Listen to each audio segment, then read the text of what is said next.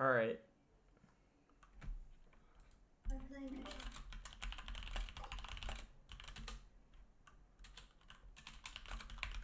All right. So the purpose of this meeting is to go over some initial things on phase 2 and some things you should be prepping. There's going to be another meeting when we have more details on the raid. For example, raid size, and a couple other things about the content. Maybe some when we know what kind of runes we're gonna have, things like that. When that itemization, when we have that information, there'll be more like precise decisions made.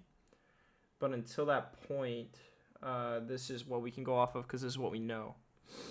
Okay, so just to start off, going forward from today, you are going to adhere to this rank structure for non-officer ranks. So you have a core rank, which basically means that you're done with everything outside of rating on your character, whatever character it is. So if you have 5 characters, maybe 2 of them could be core and the other 3 have work to be done. It's not tied to the player, it's tied to the character. As far as if I have to make a decision, like split hair decision on, like, let's say somebody needs a raid spot, it might go to the core player over the meat character because you can go farm Previs or something else. It doesn't matter in this phase, but it could matter in the next phase, and it definitely matters at 60 in terms of having Prebis, having your gear enchanted, having the right professions. These will be things that we look at, and when we are trying to invite people, we're trying to build speedruns, we're trying to build progression raid groups. These are the factors that I'm going to use to make loot decisions if we go loot council, things like that. So, core, you've done everything you do outside of raid. Your character sheet looks pristine. You don't have anything you can do until that raid lockout resets. Meat rank is you've been in the guild for, anywhere from like a couple days to, a month or 2, and you're working on your character trying to make it better. Not every player is going to make core. Some players are casual, or some players don't care, or they know what to do but they don't care to do it. Those players are going to sit at meat. That's fine. Core is not something you have to have on every character or even ever get. It's just something that you need to understand. These are the things that you should be doing or could be doing to make your character the best it can be. And whenever you do that, everybody in the guild benefits when they group with you, right? Who wants to group with people who don't have gems and enchants on Wrath Lich King? Nobody wants to gear with that, like raid with that person, right? You don't want to be doing heroic Lich King with somebody who has no enchants and gems, right? So be respectful to other people that are in their group with you, and do the bare minimum. That's going to include things like runes and etc. And even if let's say you're a rogue and you're like, I'll never tank. You could need the tanking rune for something in the future. There could be an encounter. We need you to have the tanking rune. Doesn't mean you're necessarily tanking, but maybe that physical damage reduction is necessary. So you should always be making the right choice in terms of, being thorough with what you can do on your character. Doesn't necessarily matter in the leveling phases as much as it will at 60. Keep that in mind. We're building a level 60 guild. We're stuck in level 25. Okay, that's the mindset you should be thinking.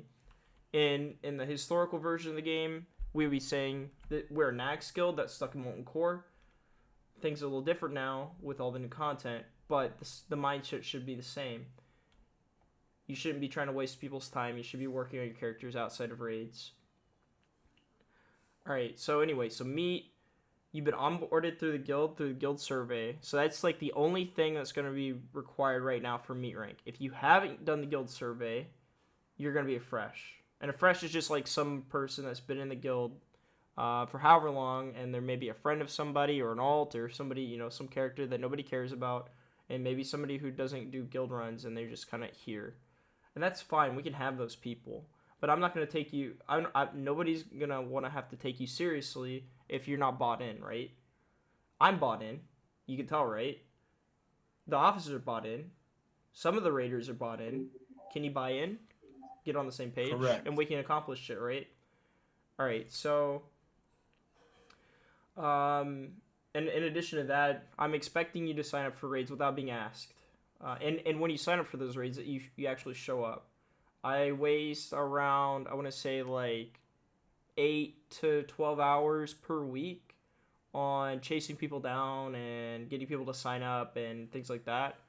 I don't know about you, but I'd like to use my time for other things, like fleshing out this meeting slides or spending time with my kid, and I'm sure you would like to too. So do me some justice on this and sign up when the signups go up, or like within a day.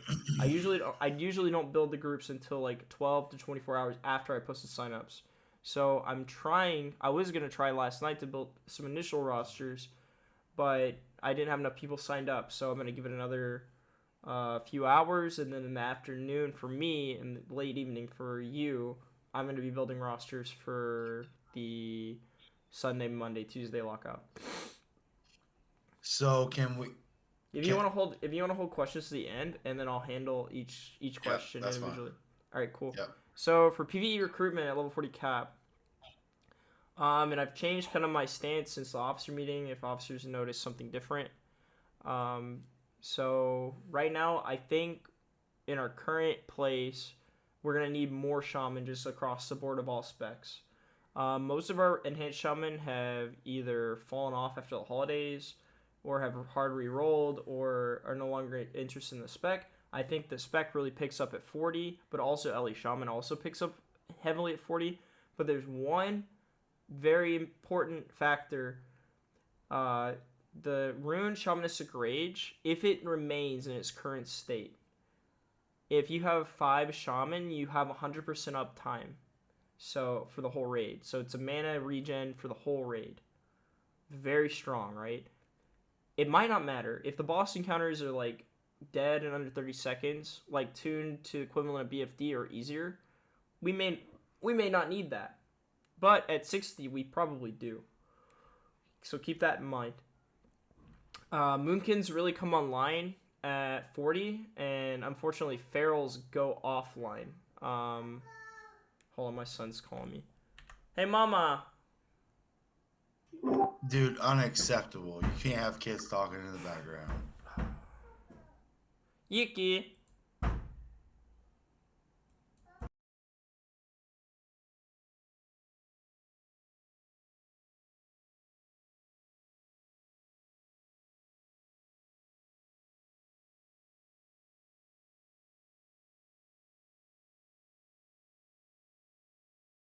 All right, so anyway, so resto druids and can come online. We have to have a resto druid because we have to have at least one in a raid. Depending on the raid size, you want to have one because you get improved Mark of the Wild. Moonkin won't take it. Ferals won't take it probably. Um, Warriors are ideal also for stacking, just because you're not going to be competing for two-handers really. You're not going to be competing for plate except for with other warriors. So if it's a 10-man, it'll be kind of similar now, where I'll be seeding you individually with no other warriors in the group, and you'll get all the loot that drops, which is sick, right? If it's a 20-man, we could probably still do something similar. I expect to be able to do like 6 to 10 20 mans of lockout. If we have the same level of players. And if it drops off, that's fine too. But that's still like 6 to 8 warriors with maybe one other guy competing with them. And even then, we can still send you on different itemization paths where one guy goes dual wield and the other goes two-hander, since Blizzard's really open up the concept of two-hand DPS. So moving forward, ferals are kind of gonna they're potentially really bad. You won't be if the mobs and the bosses in Nomer are mechanical. Um, well, they're not going to be vulnerable to bleeds, and they're not going to be vulnerable to nature. So I mean, LA Shaman, that holds true for LA Shaman, Hand Shaman, and Moonkins to some degree as well. And Feral Druids don't really use bleeds right now, but they could depending on their runes. Definitely affects tanks in a major way, which kind of sucks for their threat output.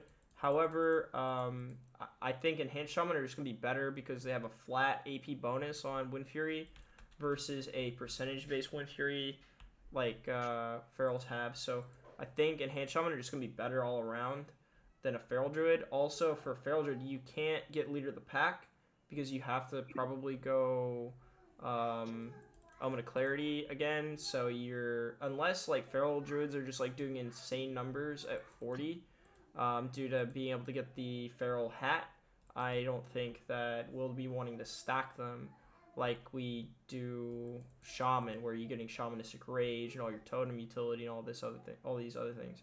Obviously, you have innervate and things like that, and things change if we're only a 10 man.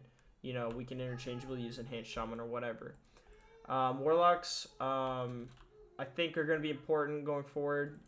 You're going to need at least one. I'm gonna go down to the slide to the comps, which is at the very bottom. So I up on the screen I have some example comps. So you can kind of see my point of view on it. You'll notice some weird things like the 2 protection warriors. You can interchange those with any tank. I think protection warriors are going to be ideal. Protection warriors, enhanced shaman, rogues, I think are going to probably be the ideal tanks. I think warlocks are kind of still going to be lacking some tools. I think, and I think feral druids could be lacking some tools. They could be very good. We don't know yet. Depends on what runes they get, or if they move Gurnthos, like. this is all hypothetical or what? Yeah, this is all speculation, but these are things that you should be thinking about now so that you can prepare what character you're going to level to 40. That's the intent behind this conversation. So if you could be, you know, deciding, hey, I want to level a feral druid, and then oh shit, all these mobs are immune to bleeds. Maybe I shouldn't play a feral druid. So, but anyway, so this is a balanced comp. So the weird things in here, like I said, the tanks, they don't have to be protection warriors. They can be anything. But you still notice there's a lot of warriors. If it's a 40-man raid, right? We cut this down depending on the raid size, but these are just like what the group compositions would look like within a 40-man raid, as an example. And we could put an Ellie Shaman in the group 6 or 7 too, you know, depending on what the groups look like. But I'm just saying, generally, if we have a 40-man raid, the comp would look like something like this, where you have the enhancement shaman dropping Wind Fury Totem, and then you have an elemental shaman just dropping agility totem, and that's the comp. Your hunters might roll marksman for true shot aura because it's just going to benefit the whole group. And in terms of rogues, I talking with a few people, I think most rogues are probably going to play backstab combat, just because if bleeds are immune again. Yeah. Saber slash might fall off, or poisons might make mutilate non-viable. Maybe you rotate specs based on the encounter, based on runes or whatever. You have one affliction warlock who's going to be playing your demonic pact. All of your warlocks are likely going to be demonic sack, which is a pretty interesting build. You'll either play imp sack for single target, or you'll play shadow sack or succubus sack for AoE, like cleaving. You'll need 1 disc priest at least. Holy priest can be disc or holy. Resto druid is required, and then you might run 1 arcane mage, maybe 2. I don't know how they interact with each other in multiples. If it's similar to like a Resto druid where they don't want to be together. And then if you look at a physical comp, things kind of change. You move the holy priest into the melee groups for prayer healing. That's kind of more of a vanilla thing. Maybe we don't do that anymore, but otherwise it looks kind of similar to the other spec. And then the caster comp, I think, is basically never viable, not in this kind of form, until like deep into level 60 where everybody's got a lot of gear. Because it's just, if you look at the people, the amounts of different armor types that are competing for gear on this, it's a lot. So unless they really do some radical things at 60 for itemization, I don't think you'll ever see like a true caster stack. I think you'll see like a skewed stack towards like warlocks or towards mages, but I don't think you'll ever see a true caster stack. So anyway, so going back to our needs, so I hope that maybe has some kind of influence on what decision you're making for what character you're going to main at 40. My opinion is that initially at 40 for progression, hunters are going to be very, very strong because they don't really care about the roll table. They don't care about gear. They can just, you know, if you play a hunter, you know. If you don't play a hunter, you should know that you really can just like solo level 40, 50 mobs as a hunter right now, as at 25. They don't have glancing blows. They don't need a lot of hit in order to, they're not like casters where you need 17% hit. So you could really do a lot. So I think having like 30% of your raid group being hunters on launch is probably a good idea. And they're also very fast levelers, solo or group wise. There's a lot of utility there. I don't know what they're going to look like at 40. I think Warriors are going to be very, very strong at 40 and stronger than Hunters. But I think Warriors may be weak without the gear at 40. But that remains to be seen. So consider that. So wait, Kurthos, don't say that, bro. Please don't say that. All right. So moving on. Don't. So moving on to phase 2 prep.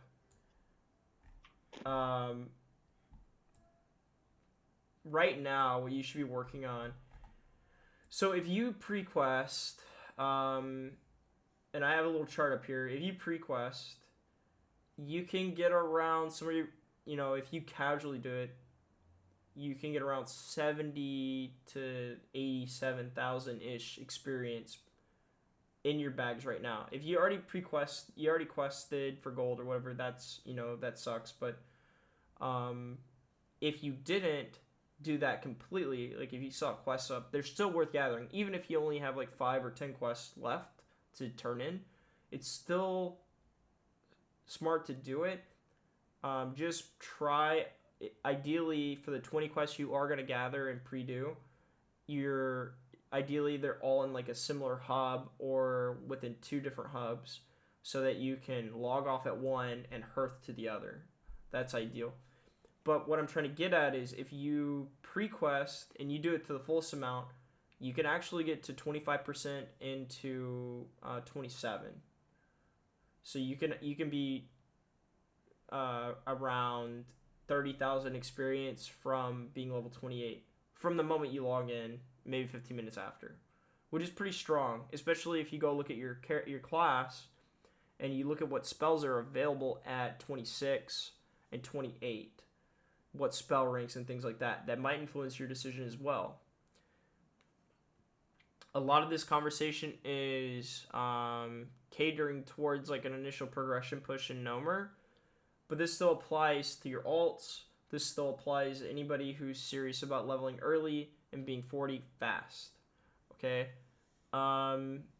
Additionally, I would recommend at this point, if you level an alt to 25 and you get a perfect Black Fathom Pearl, that you hold it until we know what Blizzard's plans are for that world buff. Because if you don't, we could be going back to BFD at 40 to get more pearls to pop for raids at 60 or 50 or 40, or even leveling. If you're part of a serious leveling crew, I would recommend that you have alts that have pearls banked, and that if you have 5 pearls banked, that's 10 hours of world buff for your whole party, and you can schedule it to the whole guild, and we can actually get the whole guild rolling, right? You should not expect this pearls to be popping while we're leveling without our influence. Additionally, you should be making friends with people. You should be talking to people. You should be hanging out in Discord and voice, and making friends so that you can, people that are around the same time zone as you, so that you can be in a dungeon group that you jive with, right?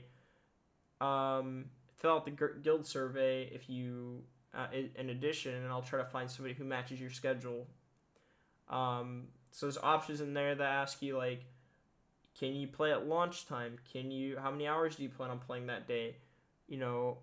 Are you, those are the factors that I'm going to use to build those dungeon cleave like leveling groups. And then I'm going to look at like comp and who has to play together and things like that after that.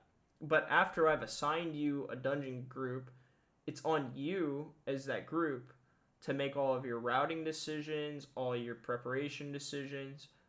I'm giving you some ideas now, but really it's on you to innovate. So the day before launch, this is what things should look like. So you should be fully logged out with buffs at a quest hub, if you pre-quested. You should have full blood shard buffs because they're the best version of the buff. Better than elixirs, better than scrolls. You should have an Ashenville drum buff active on you, and you should have one in your bag, or you should have one quest to turn in your bag because that'll be another like 1,000 experience if it's available. You should have all the consumables you need for leveling from 25 to 40 in your mailbox already prepared. So weapon oils or stones or whatever you need. Your bag should be cleared out. You shouldn't have a bunch of random garbage. You shouldn't have like deviant delights or something in your bag unless you think it's a real consumable, because it's not. And then that gives you more space for quest turn-ins, whatever. And then I would highly recommend, if you're very serious about leveling fast, that you have a summon alt, and everybody within your group, dungeon group, has a summoning alt so that you guys can freely move around the world with minimal downtime. Because don't forget that they're going to be adding runes to the game, and those runes may have like heavy impact on how you level. So it would be really, really smart to have maybe a summoner in STV, a summoner in Decilis, a summoner in, these level 30 zones, that if the rune gets spoiled on Wowhead, you can just get summoned out there and get it done. In addition, when you move, Horde's really at an advantage for dungeons because it's Scarlet Monastery right outside Undercity and RFK. So really training for levels. I mean, you should probably only do it every like 5 levels depending on the class or whatever. But maybe you should consider, like, if you're a shaman, having a summon alt parked in Thousand Needles for your air totem quest, or if you're a warrior, parked on the Berserker Stance quest island, things like that. So alts with buffs parked, so if you plan on leveling another character, be buffed, pre-buffed as well, and having pearls banked on characters that haven't used them yet. Prep any real life food or commitments. Don't have to get your taxes done before you launch day. Don't let some dumb shit happen to you and pull you out of the game. And I would double and triple down on making sure your group is like ready to raid with you, or not ready to raid, but ready to do dungeons with you on launch day, or whenever you guys determine that you're gonna, if you're gonna do on that first Saturday after launch, whatever you guys decide, make sure everybody's good to go, and we don't need to be finding replacements 30 minutes before. Also, anticipate queues. Anticipate 3 to 5 hour queues at the worst end of it. I would recommend, if you're really concerned about queues, or if you get stuck in the queue, that you immediately, you can keep trying, but I would recommend like you log off and you log off, take a nap until like midnight-ish West Coast time, and then you wake up around that time and you log in and try to play again. If you're trying to poop sock, or you're trying to take time off, or whatever, depending on your commitment level, right? So talk about leveling teams more. So dungeons may be the best way to level. We don't know. They said that there's going to be some alternate way to level, which is kind of unprecedented. We don't know what that means. Could be anywhere from having like a special rested buff or something, or it could be Joy's Journeys, or it could be, we don't know. So, but we can prep for dungeoning if it's the best, right? So that's what we do. I'm making a matchmaking spreadsheet, like I said. It's based on the guild survey. I'll post the guild survey in the announce channel for people who can't find it. And you can be filling it out after this announcement. Again, it's based on what your availability is first. Then I'll be trying to skew it towards a melee cleave or spell cleave, because you don't need gear from leveling in dungeons. Like you're gonna need all the loot you're gonna need. If you're doing dungeon spam, it'll drop like 4 or 5 times, so you don't need to worry about loot competition. Professions are kind of like a minor thing. If there's like some kind of pattern or something like that, I don't think there are any in RFK or Scarlet Monastery. And then any player preferences or friendships that you want to be playing with these people on launch. As long as everything else syncs up, we'll make it happen. So actually, that's a mistype. It was originally 3, but I'm changing it to 2. So for progression, we're gonna have two groups of people that you just opt in by how you act like on launch day. If you're like pushing levels, you're in the top 5% of players leveling on launch day, you're in the progression squad. You're going to be expected to be in that Nomer push as soon as you hit 40.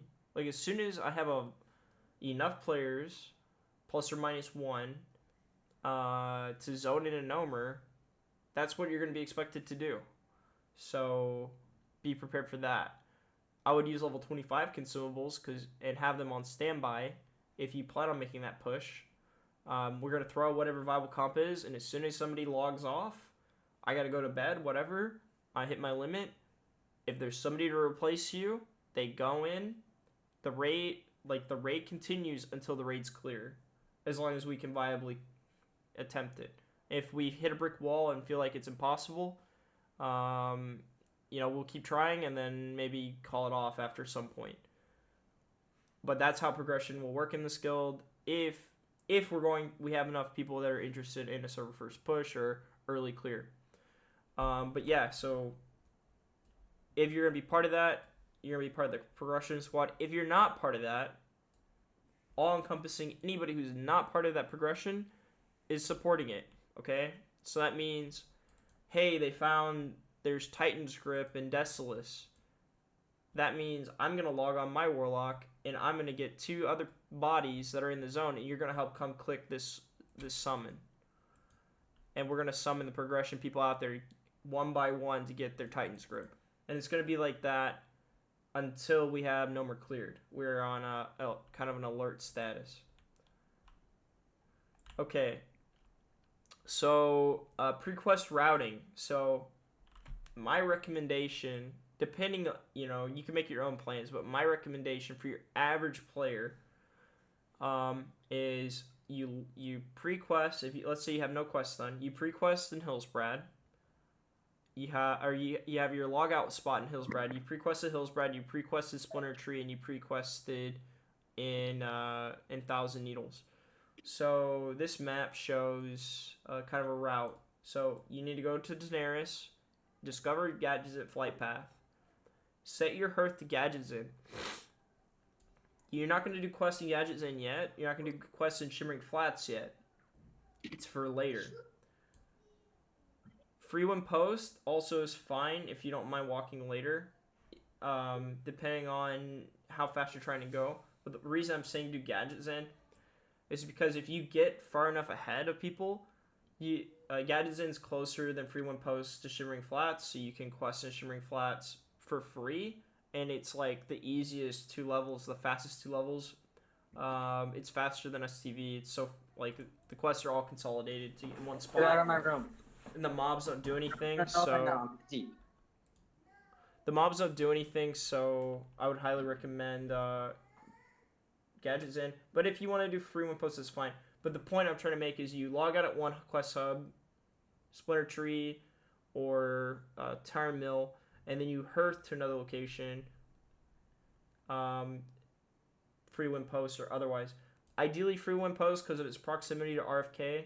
So you gotta go train spells or whatever. You just hearth back to free win post and then walk back to RFK. There's also some like very easy quests over in Bel Modan that you should consider to do after you've turned in all your pre-quests, because they're just like, go pick up one item within this little cave and all 5 of you can do it for another 3,000 experience.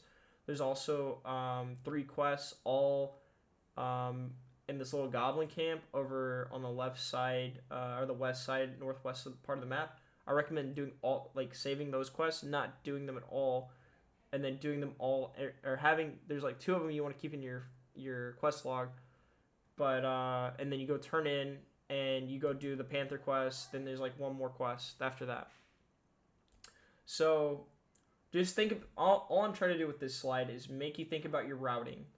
Try to be efficient, try to use your time wisely, and make the most of it, because like the first 24 hours after launch are going to be the busiest and most highly competed for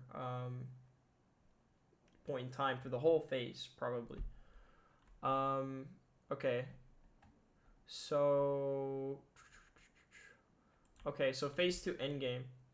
So I kind of went over the raid comps earlier.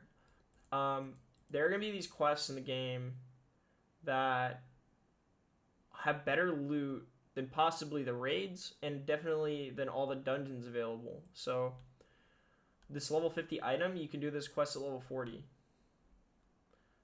This level 55 shield, you can do this quest at level 40. This mace, you can see how close it is to a gut ripper, which is a level 40 epic. This shield, level 36 epic, you can see the comparison here too. Whirlwind axe, the famous warrior axe. This staff is better than the whirlwind axe, depending on your race, depending on the situation. So I know it's not normal for a warrior to want to wear a staff, but this could be your previs. So start thinking about quests. There could be items that I missed, but the most of these quests that I've identified are on the roster sheet. If you go look at the roster sheet, there's a tab called Phase 2. I have them all on the list. I also have all of the experience math and pre-quest information I have listed as well on that same sheet. So if you want an idea of what pre-questing looks like and what quests you should be doing, I've already kind of done an example of it, and maybe it's not the most optimal, but it's kind of like a base idea. In addition, when you're already 40, assuming they don't get nerfed, like for example the Warsun Gulch marks turn in, that's a very widely known idea already. Maybe that gets nerfed. Maybe that one gets nerfed, and maybe these other items don't. So there's this Reddit link. I linked the slides. You can go find it yourself. There's a list of every item in the game that lets you turn in for experience on Horde side. One notable one is called Wastewater Pouch. Wastewater Pouch, you might be able to level from 40 to 50 with if you farm enough of them. So as soon as we get to 50 bracket, you could turn them all in. Same thing as the Warsun Gulch marks. You just spam turn in and bam, you're 50 immediately. Maybe it does. Maybe it's nerfed. Maybe it's not. Maybe it's nerfed and then you sell into the market or take advantage of people. I don't know. Do what you want with this information. I'm just bringing it to your attention. All right, so I'll open up to questions. If you want to DM me, it's the best way to ask questions because then I can just go down the list. Another thing, Kurthos, is those supply boxes. You can hold as many if they're filled, and they do give XP. You get a bunch of the supply boxes and have them filled in your bank, turn them in, and get XP on release. Yeah, so those. So the problem with those is they only give like 200 XP when you turn them in. Yeah, they might buff them though, right? Because that could be one of the things they're doing. I don't know. Yeah, that's one of the rumors. It could be, but I mean that's an aspect I didn't touch on. I mean your rep is definitely going to be used all the way to Exalted for something. You can I think get to Revered right now with the current level of crates in the game. So if you really don't have shit to do, you're Exalted Warsun Gulch, you've done everything, then maybe consider to farm that in like Southern Barrens or Cat's Eye Emerald area or whatever. And then one other thing was the Whirlwind Axe. You should go farm your charms right now if you're a warrior, or buy them to save you time in the future. Yeah, I have them. So one thing about that, the quest becomes available at 30 for Whirlwind Axe, but also the quest there's another quest for Tusks at 30 as well.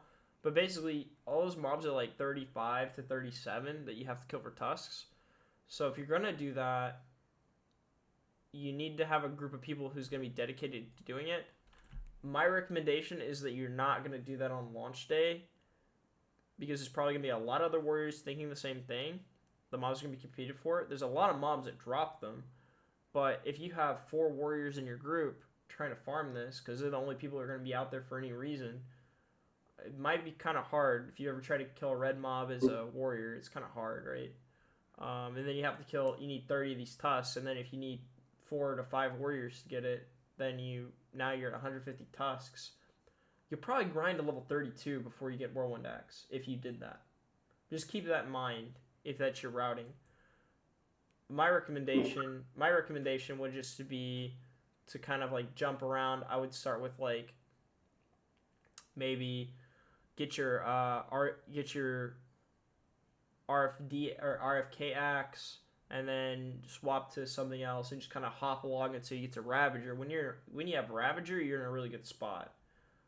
I'm not saying skip Whirlwind Axe. I'm saying maybe if you want to have Whirlwind Axe for leveling, maybe make your warrior your second character you level, and then it makes a lot more sense. All right, so are we allowed to save quests, and then when we hit 25 plus, are we allowed to use those red quests to level? Yeah, Complete them? that's exactly what I said. So, and I've given a list of them in the Okay. master roster for the guild. I've got a list of Yeah, example I'm quests. sorry. Maybe I missed that. I'm sorry. Yeah, that's what I'm talking. When I'm talking about pre-questing, that's what I'm talking about. Okay, gotcha. So, and there's a lot of quests, like the Asheville quest where the item drops and then you right click it to start the quest to turn in. Those you should be ideally when you're doing that. You should firstly be thinking about routing. Secondly, you should be thinking about what quest gives the most amount of experience. Wildhead will tell you if you don't know. And I've already done an example built off of those two factors. I've already built that list or an example of it in the roster sheet in phase 2 tab. Gotcha. All right. Any other questions? Yeah, so when we get a character that's like core eligible, what do we do? Just like send you a screenshot? 'Cause all So 3 of mine are. right now, core is not really doesn't matter. So we're just holding off until 40, and 40 it'll likely matter a lot more. So at 40, you'll just approach an officer and they'll review your character, and if they determine you're core ready, then you'll get promoted, and hopefully they did a good job and they're thorough and it's accurate. Because if I like go and look at you and you're like missing enchants and shit, and somebody promoted you, then I'll demote you. But yeah, like that's typically there'll be like a one-on-one conversation with an officer, and they'll be like, okay, what's your professions? Okay, show me this, show me that. For example, maybe a warrior. Like if we're talking about a traditional 1.12 server, a resto druid is gonna have a lot less stringent requirements for core than a warrior would in a traditional 1.12 server, just because a warrior has a bigger impact on the raid, and therefore has higher requirements and higher expectations. A resto druid is kind of there to put up fairy fire and heal, right? In the traditional vanilla setting, but these things will be clearly defined on the Discord or in a spreadsheet somewhere, and you just go like, okay, I'm a warlock. Do I have Rock Fury? Yes. Do I have Nax Attunement? Yes. Do I have my Nyxia Scale Cloak? Yes. And in the past we've included PvP ranks, and we may do that again as a requirement. So if you haven't ranked, it's Warsong Gulch weekend. I would recommend getting to rank 3 now, and ranking as we progress our phases is probably the most ideal thing you can do. Just because it's the biggest time save, and it gives you something to do each phase to keep you logging in. If you're not a sergeant by now, you're a bunger. Yeah. So It's really easy. any other questions? I sent you a thinker though, so you could also stock up Warsong Gulch marks. Turn in at So the there's start of phase 2. Covered. That's been covered. well, no, Is it? he's talking about there's a quest each level bracket. There's a quest for turn in of Warsong Marks of Honor.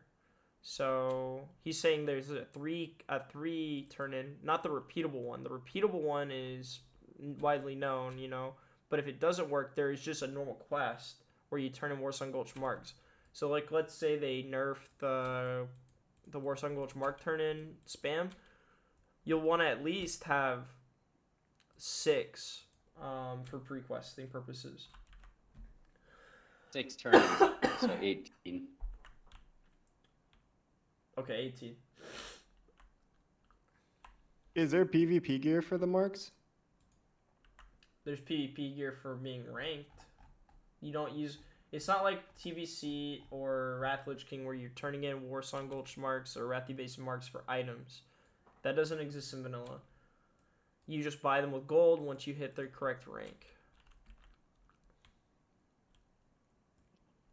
And Warsong reputation. and yeah. Yeah, Rep. and rep. But if you're talking specifically about PvP gear, because rep, I mean you can farm the rep AFK in Warsong in Ashenville right now.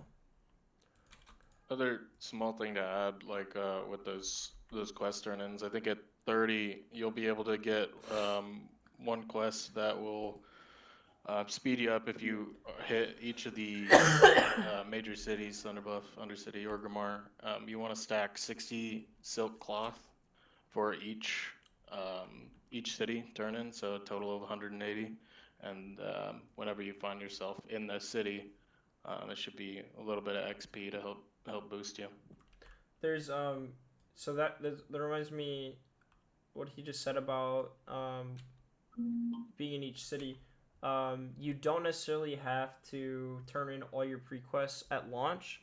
Like some people are thinking like that and they think it's gonna slow them down. There's gonna be points in time where you're gonna have breaks in your leveling group if you're part of one, a serious one. And so that would be a point in time. So like, let's say my group hits 30 and I've got quests to turn in Zormstrand and I'm a warlock. Well, I don't have anything really I should do at 30. Maybe I can do one quest or whatever, but it probably doesn't have any impact on my leveling, so I could save it for later. Well, I can go turn in my quest in Zormstrand while I'm waiting on my Shaman to get Windfury Totem or Warrior to get Berserker Stance. So something to think about. You don't have to, when you're thinking about routing, you don't have to turn them all in at once. You can turn them in later. As long as you do them before they turn gray, it's fine. I know there's no guild bank system in the game right now, but is there going to be a way to contribute resources to the guild, like a guild bank alt or something, that we can bring some resources to? Yeah, so there is a guild bank character. Nobody's mailed anything to it except me yet. Her name is Miss Munger. I'm typing in guild chat.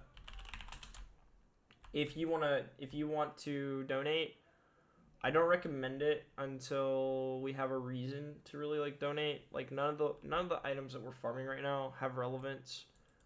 Until 60 is the time where a lot of that stuff kicks in. And really why there's like two things. Like I'd rather you be selling things to make gold to support yourself at 60. And the other part of it is I don't want to have to spend time managing a guild bank. So, you want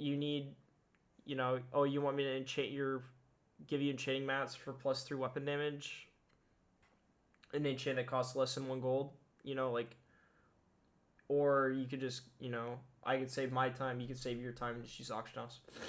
Now later, when we're talking about like, we need thousands of large brilliant shards to do abyssal summons, or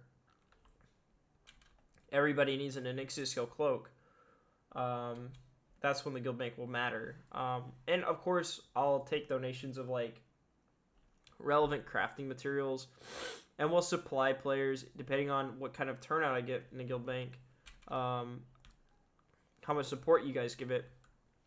I'll be able to give consumables to progression teams or speedrun teams and things like that.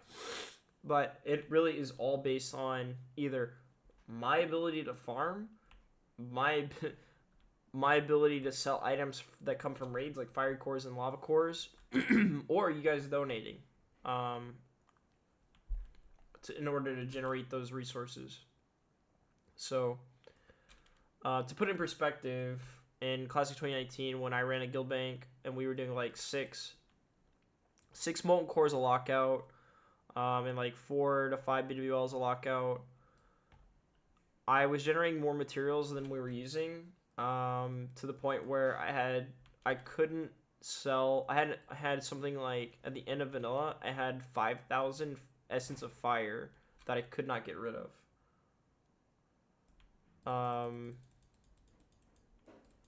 and I couldn't do anything with them. But there is like a point in time where we make more gold than we use, and that's the ideal situation. But until that point, the guild bank doesn't really have a function unless you're donating to it, and you guys don't have an incentive to donate to it unless we go DKP. And then I would have like a if we went DKP, I'm not saying we are, but if we did, then I could hold on. Still kind of sick, so I'm like really coughing shit up. If we went DKP, I would have like a small like DKP for a gold equivalent donation. So if you, let's say, if you donated 20 gold, that would be 1 DKP up to a limit of 100 gold value for 5 DKP per week or something like that. It's a lot of admin work to track that. That's too much. And it takes a long time, but also sounds like an incentive for people who are on the edge of buying gold to go ahead. Yeah, like okay, opening that so door let is me fucking finish. Toxic as shit. Okay, stop. Let me finish what I'm saying. Okay, that's why I said Bro, gold equivalent, right? Alright, I'm not doing this. All right, hi. All right, so that's why I said gold equivalent. You don't need to donate gold. It can be, you have 100 gold of things you can't sell. I'll take that.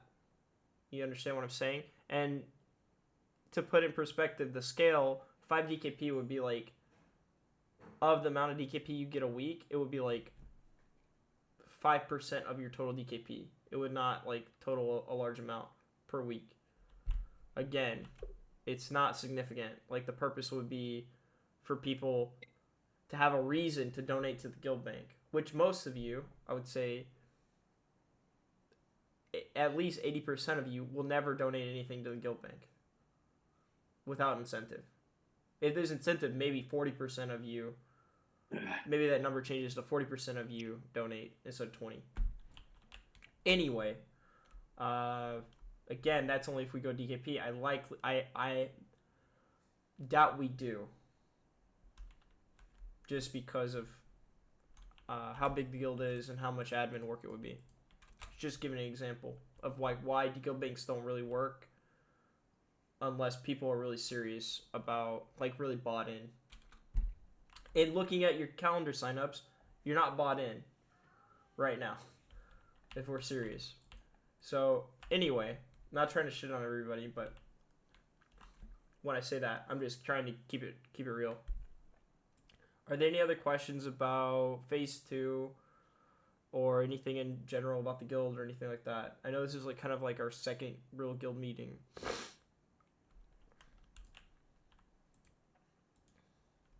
Any DMs? Nothing? A lot of people, and I'll say this right now, but a lot of people are kind of clicked up or not taking the game very seriously because the content's not difficult. If the content becomes difficult suddenly overnight, what's going to happen is we're going to need to get a lot more organized than we are right now. And the way that we play the game is going to have to change substantially. So just be aware of that when you're making decisions, and make sure not to burn bridges where you ought not to, because you could be needing to play with these people that you don't think you need to play with, that you don't think matter. How you interact with them and how you carry yourself will affect things in the future. And I'd rather have a cohesive unit of people, who are friendly to each other, even if they don't know each other very well. When we go from a 10-man to a 20-man to a 40-man, than groups of people who are at each other's throats or being assholes to each other. I've already rooted out several people after giving them several chances that were causing problems. I don't have a problem continuing that process. In terms of recruitment needs and things like that, we're pretty big right now. I don't mind going smaller. Ideally, we're not, because we'd like to hit 40 bracket with a lot of people. And we've already bled off around 150 characters since New Year's, or more. I'd say probably more like 200. and I'd rather that number go up than down. But you know, a lot of people are showing that, hey, phase 1 doesn't matter to me, or the tourists are bleeding off, things like that. But what I'm trying to get at is, we're building a level 60 guild. We're building a 40-man raiding guild. Okay, so keep that in mind when you're doing your 10-man BFDs and you think it doesn't matter and you're not taking things seriously. You're letting bombs go off on the elemental boss and things like that and pissing people off. Like, people are not going to forget how you acted at level 25.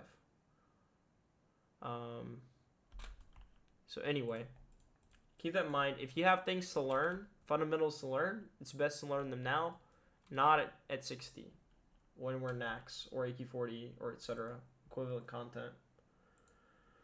Will we use 2 soft reserve for the new raid? That depends on if the content is 10-man or 20-man or 40-man.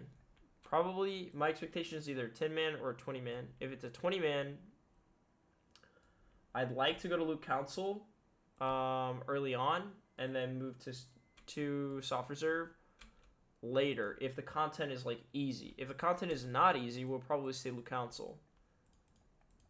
On the initial pushes, I'm saying like the first 4 clears, 5 clears, maybe 2 lockouts of the raid.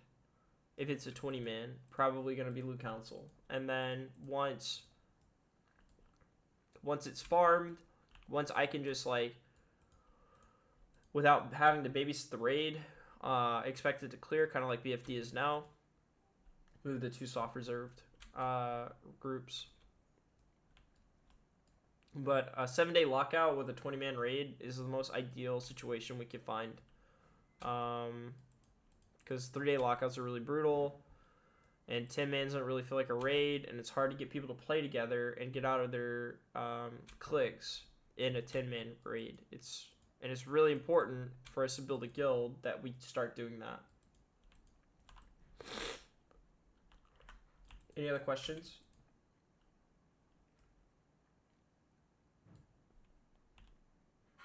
All right, well, if you guys think of something, any other questions you may have, okay, go ahead. Is mayonnaise an instrument? Sorry. That's something for ChatGPT to answer. All right, I'm gonna go ahead and close the meeting because we have a raid starting in about 4 minutes. So I'm gonna post this video if you're late or whatever. I'm gonna post this video for you to watch later.